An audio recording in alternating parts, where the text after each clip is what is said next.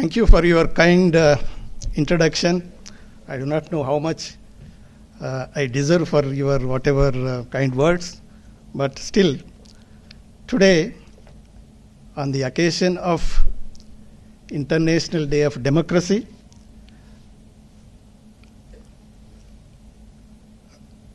the forum is going to be launched. So first of all, I would like to say now, good morning to everybody. And then I will start, Mr. President and Honorable Chief Guests and Honorable other guests on the dais and off the dais.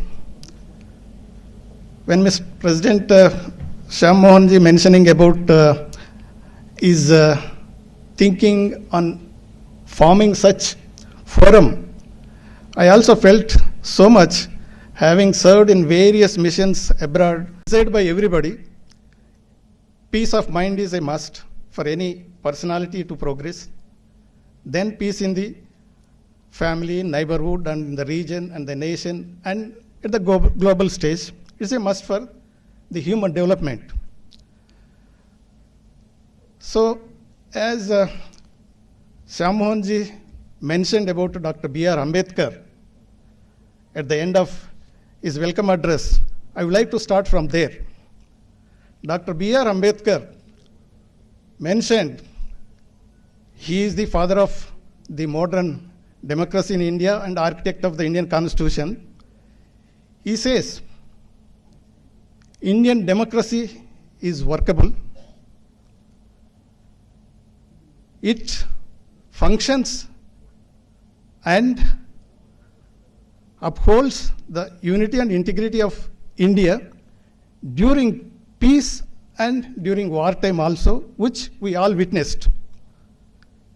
And he also says, it is our responsibility, everyone's responsibility, to strengthen the democracy and also oppose the activities of the opponents of democracy to erase the democratic values on the face of the earth.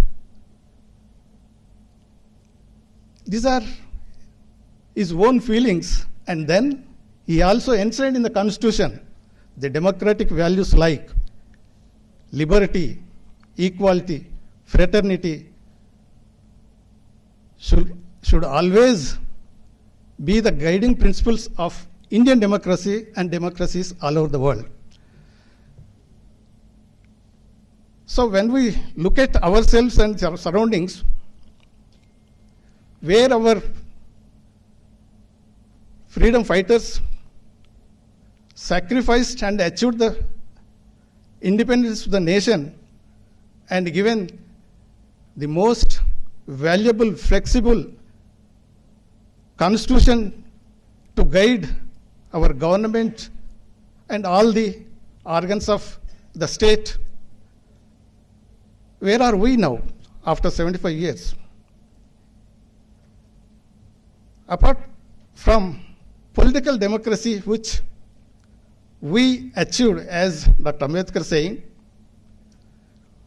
political democracy gave one person, one vote, one value. But what about the democracy in economic field, in social field? As long as the true democracy not working in the other fields, political democracy will be undermined. We noticed what are the threats to democracy. Of course, erosion of institutions taking place, and then the wealthy, because of the economic power, wealthy people getting the political power, economically weaker sections denied such representation. Though, of course, one can say, yeah, they are also represented. You are right. In presidential democracy, direct elections, okay, but in our democracy, parliamentary democracy, we are electing our representatives and then they are sitting in the parliament and they are forming the government, but our representatives are reflecting the people's mind in the parliament? I don't think so. So what should we do? As Shyam Mohanji mentioning, how long we can sit like this? Because silently sitting, not doing anything is more dangerous than at least voicing some opposition. If somebody says something opposite to the democracy, somebody will correct him. But if we sit silently, I hope I see all wise people and the learned people here, sometimes we get little bit frustrated. We feel like doing something, but because of the conditions like the subversion of the institutions, restrictions on the press, restrictions on the individual freedom, we are unable to do what we want. But how long we can keep quiet? So let us educate the younger lot, the values of democracy. When I see from New York to New Zealand, as a diplomat, I traveled many countries and represented India in international fora and then bilaterally also India. Sometimes we project India in a great spirit. For example, G20, very successful event. Really, yes, because last G20 in Bali, in Indonesia, on the issue of Ukraine war and then Russian angle, all these members, they could not come to a consensus and give the appropriate joint statement. But in India, we could achieve because of whatever the negotiations, whatever diplomatic skills we have, and of course, weight of India or Bharat. Indonesia is different, India is different. So all agreed to come to a consensus and we gave the joint statement. But I also look behind all the international press and the Indian press also. When the G20 was being celebrated, glorified, the poor people near that area were uprooted from their whatever dwellings. And I think many of them are on the roads. So, political democracy, yes. Then because there was no economic democracy, social democracy, some people are still suffering and then not getting the benefit of true democracy. That's what we want to achieve. Of course, it may be a difficult task, but we try our best with all whatever cooperation. The second point, I just wanted to go on to the global peace. Global peace is desired. But at the same time, is it possible to achieve global peace acceptable to all? May not be. For example, we have taken this Ukraine and the Russian aggression, what we call, or the war.